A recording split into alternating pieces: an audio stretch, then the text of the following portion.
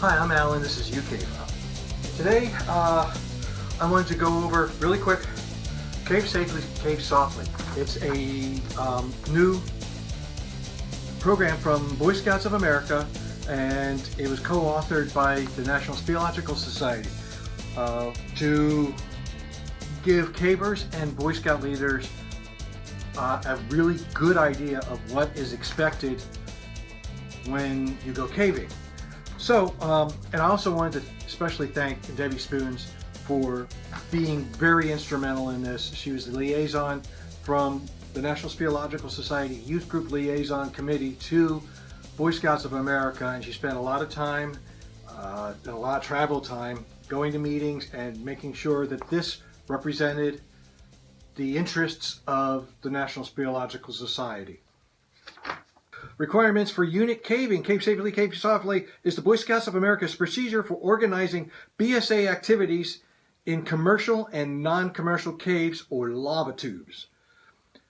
Cavers live by the motto, take nothing but pictures, leave nothing but carefully placed footprints, kill nothing but time. You'll see this on a lot of NSS web pages and also in different grotto web pages.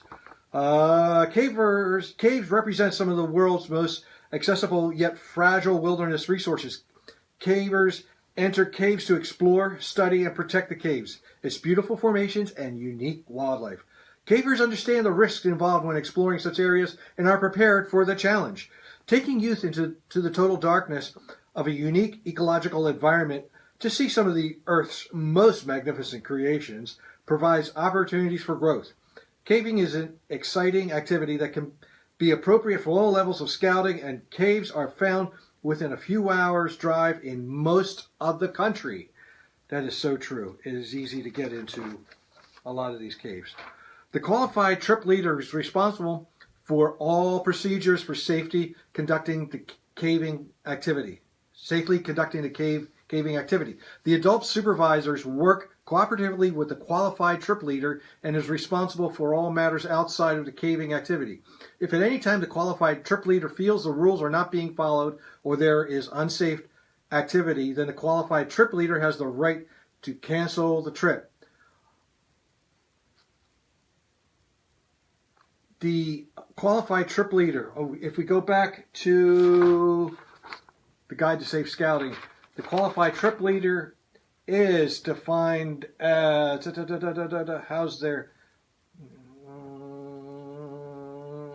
is the caver that is taking the unit underground and is guiding the trip. That's the qualified trip leader. For more information referring to the NSS Guide to Responsible, refer to the NSS Guide to Responsible Caving. And there's a link here, and I'll put that in the show notes. Cub Scouts and Weeblo Scouts are encouraged to visit commercially operated caves and lava tubes. For commercial operations, leaders, that means the unit leaders, the Cub Scout leaders, the Weeblo leaders, the Boy Scout leaders, should follow the guidelines set by the operator and reference Cave Safely, Cave Softly for more information. Non-commercial, easy caves with no access controls, such as those in parks where people of all abilities are allowed uncontrolled access, may also be suitable for Cub Scouts and Weeblos. But I would still take a caver with you so that you have somebody who knows how to get you in and get you out. Non-commercial, easy caves. Now, when they're talking about the commercial cave operations, they mean the show caves in Pennsylvania. Crystal Caves is the big one. Laurel Caverns is another really great big one. They have an excellent scouting program there. But those are the commercial caves. Boy Scouts age youth are generally mature enough to enter easy wild caves, which means easily accessible, non-technical, non-vertical caves. A wild cave that is not commercially operated with a professional tour guide. Other Boy Scouts, Varsity Scouts, Sea Scouts, and Venturers should be ready to explore more technical wild caves. Meaning the older Scouts. If you want an age number, they're talking 14 and above. That's generally what they mean by older Scouts. Qualified supervision. All caving activities must be supervised by a mature, conscientious adult at least 21 years of age who understands the risks inherent to, next page, these activities. This person knowingly accepts responsibility for the well-being and safety of the youth in his or her care.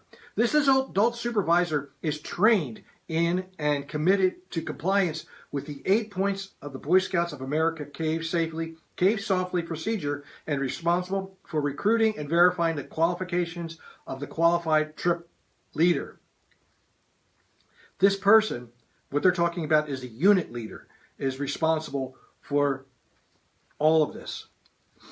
2 adult supervisors are required for every 12 participants, with a minimum of 2 adults for any one group, and must be physically present with the group at all times. Adult supervisors must review 8 points of Cave Softly with their youth group prior to the caving trip. So it's still the responsibility of the adult supervisors, the unit leaders, to be with the unit youth at all times. The adult supervisor is responsible for ensuring that someone in the group is currently trained in wilderness first aid. That is it's a first aid program that's generally taught by the American Red Cross. Other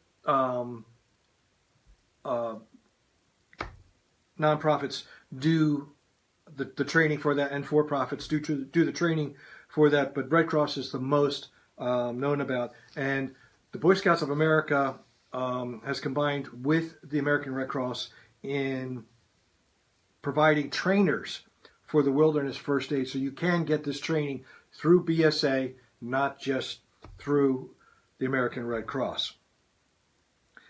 The group must carry a first aid kit that is appropriate for the experience. It is strongly recommended that all youth have completed a basic first aid course or have earned a first aid merit badge prior to the caving trip, and all members should have in their possession a small personal basic first aid kit. I want to add to that a little bit personal note on that. I encourage each youth, when I take Scouts caving, to have their own personal first aid kit, and in it to have in a crush-proof container any personal meds that they may need. If it's an EpiPen or an inhaler or anything like that, to have it in a crush-proof container in their personal first aid kit, and have their buddy and the trip leader know it's there, know how to use it. Because in the event that somebody needs an inhaler or an EpiPen, usually the person who needs it will not be able to get to it, will not be cognitive enough to take care of it. And they should have their buddy and the leader know about it so they can administer whatever meds that they need. And it doesn't make any difference the time of year or the condition or anything like this. These personal meds are very important to have with you at all times. You cannot wait until you exit the cave, because it could be anywhere from 10 minutes to a half hour to exit the cave to get to the personal meds if you need it. And by then, it could be way too long. Qualified trip leader. Number 2, non-vertical caving. For trips to non-vertical caves, there must be one qualified trip leader, at least 21 years of age, and one additional trip leader that is at least 16 years of age. Qualified trip leaders must have recent and ongoing caving experience and preferably be a member of the National Speleological Society or equivalent. They must be proficient in all necessary established cave safety practices, including cave rescue, and must also understand conservation measures, courtesy to cave owners, and any current environmental concerns for that caving area. The qualified trip leader must be very familiar with the cave to be visited. They are talking about the person that is getting you into the cave and getting you out of the cave. It is not necessarily a BSA member, but it should be somebody who is currently active in cave exploring and be associated with a recognized caving club like the National Speleological Society. There are other places that do offer caving as a course to take, how to lead caves and stuff. But the NSS members are usually more on the cutting edge of what is going on currently. Vertical caving.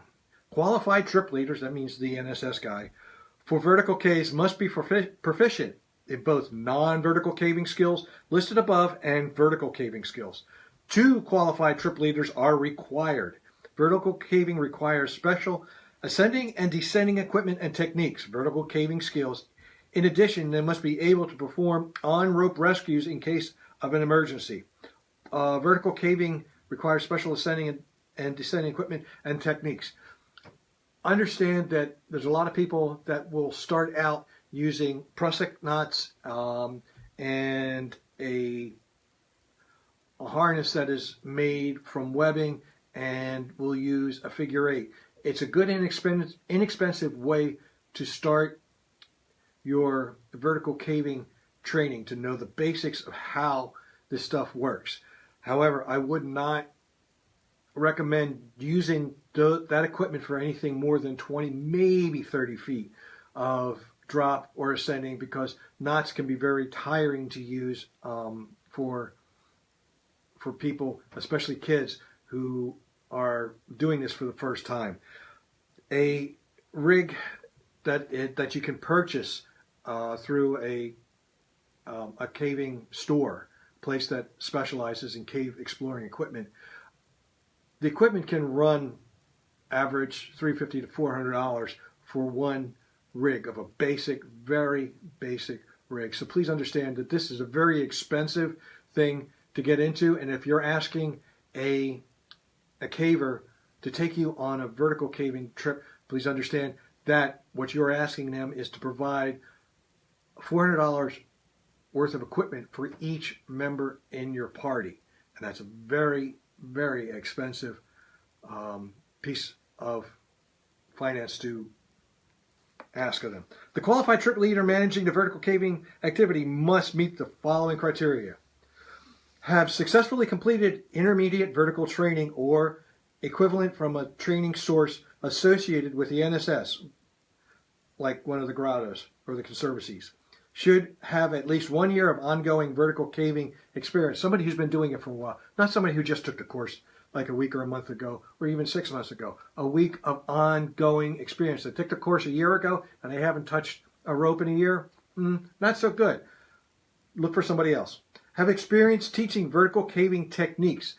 Knowing how to do it and being able to teach it are 2 completely different things. Make sure that the person is capable of explaining and talking to youth how to do this, not just adults.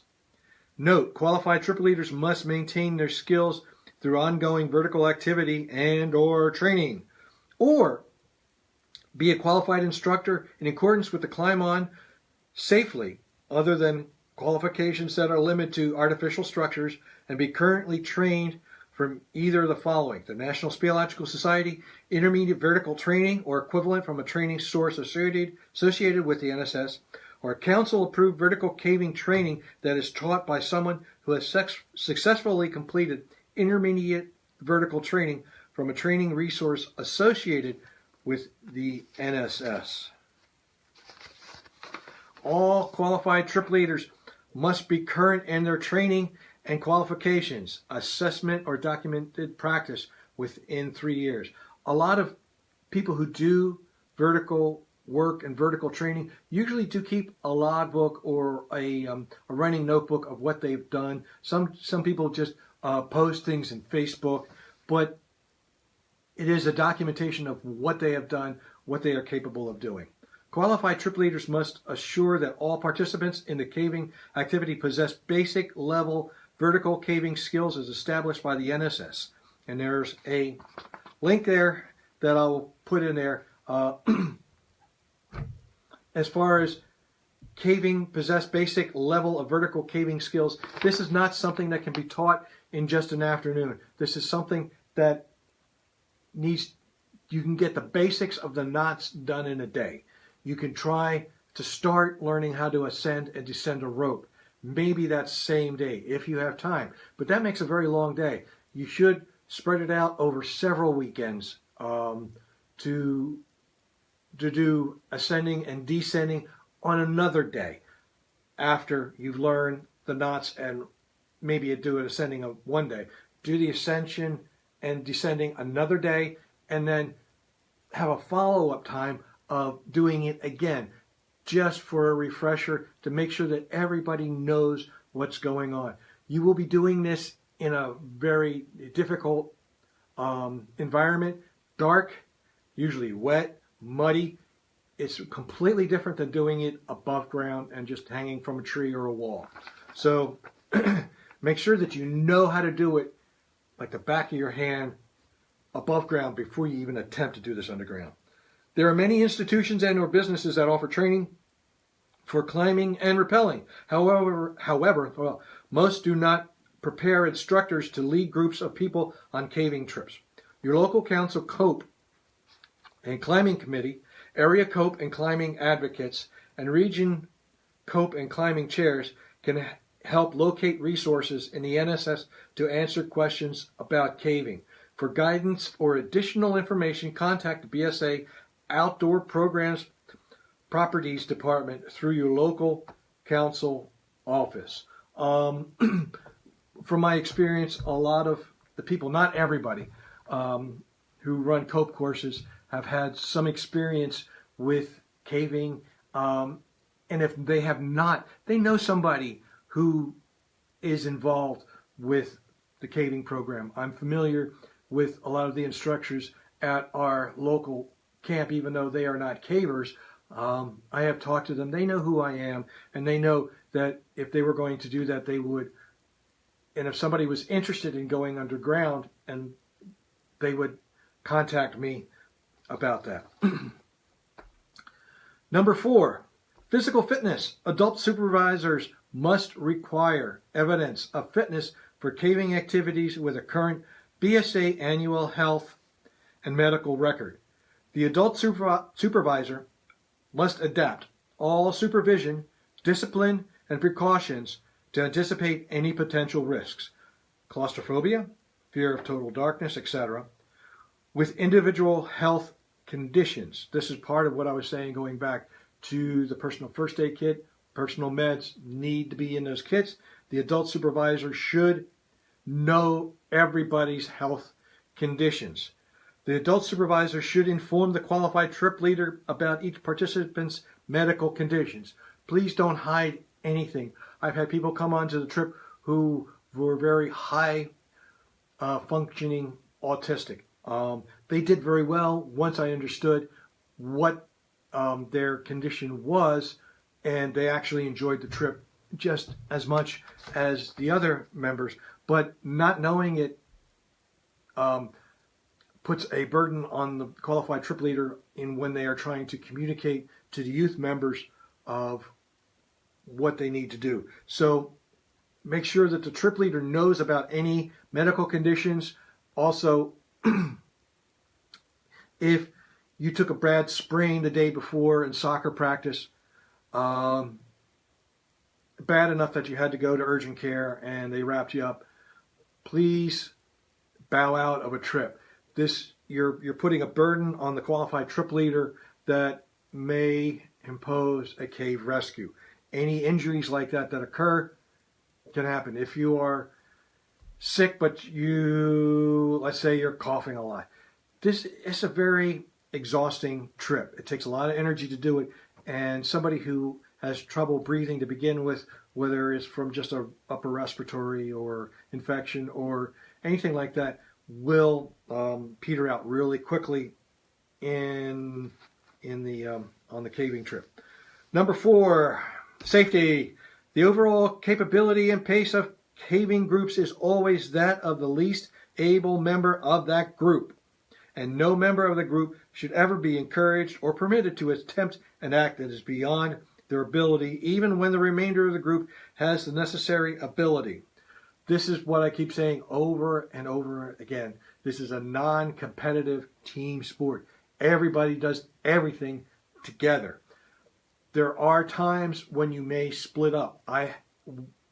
Caves that I visit, ones that I really enjoy for beginner caves may have something that's challenging for some, but too challenging for some people, there's an alternate route that we can meet the other people on the other side of the challenging route. So if you have somebody who's extremely claustrophobic and they cannot proceed, make sure that either you have an alternate route inside the cave or be able to get them out of the cave safely, quickly as possible. Where was I? I was somewhere in the safety, right? All participants must complete a pre-trip cave safety inspection of all necessary equipment conducted by the qualified trip leader prior to leaving on the trip. Each participant should learn to identify natural and simulated hazards and be prepared to use the buddy system to monitor such concerns as dehydration, hypothermia, and an unusually high degree of fear or apprehension. Just to go back really quick, complete a pre-trip cave safety inspection of all necessary equipment conducted by the qualified trip leader. When I have a group together, I supply helmets and lights. That way I know the condition of the helmets and lights when the people are going underground. And when I'm distributing the equipment, we go through a battery check, I make sure everybody's helmet and light is on. We stand there in a circle. This is above ground. Lights on. Everybody lights on. Check. Okay, lights off. When we get inside the cave, right inside the entryway, and we sit down to get acclimated, I say, everybody lights on. And I go through and check, make sure that their lights are on, helmets are fitted properly, and they have gloves, boots, and the proper clothing. Where was I with this? I was with that. Vertical caving by BSA groups is only permitted when all participants possess the basic vertical caving skills established by the National Speleological Society. Vertical caving skills must be taught under controlled conditions above ground. We went through this before. All youth are required to wear their complete ascending system anytime they are on rope. When safe and practical, bottom belays must be used during rappelling. If a bottom belay can't be used safely, then an auto block hitch or a separate top belay must be used. For safety reasons, a hand line should be used on slick areas or for short scrambling climbs. If there is a steep area to be down climbed that is more than approximately 2 body lengths, then vertical gear and training is recommended. Body lengths, that changes depending on the body, but that is sort of the definition of bouldering and climb on safely. Of somebody who is in a harness and on rope, when they're climbing as opposed to bouldering, they don't need to be on rope because they are not more than a body length high. And this is something that you really want to refer to the qualified trip leader beforehand on what they're going to, what you expect to see inside the cave, what you expect to climb over for that. Well, those are 4 points of the Cave Safely, Cave Softly document. I'm going to save the other 4 for the next episode of this Facebook Live. Basically because it does go into a lot more, and I want to go into a lot more detail, and I've held you up quite a bit. So what I want you to do is comment below, right down there, if you have any questions about anything that we've covered. If you have any questions about anything that we covered on the last episode with the guide to safe scouting, if you want to take your kids caving, let me know.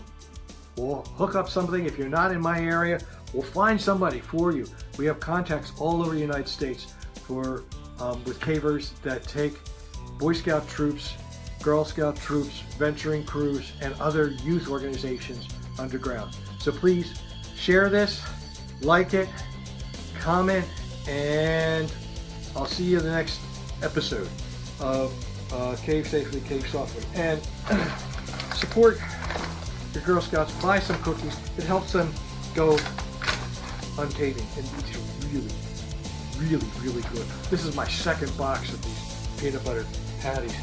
I don't know what I'm going to do. I'm not going to fit into a cave after this. Thank you. Good night.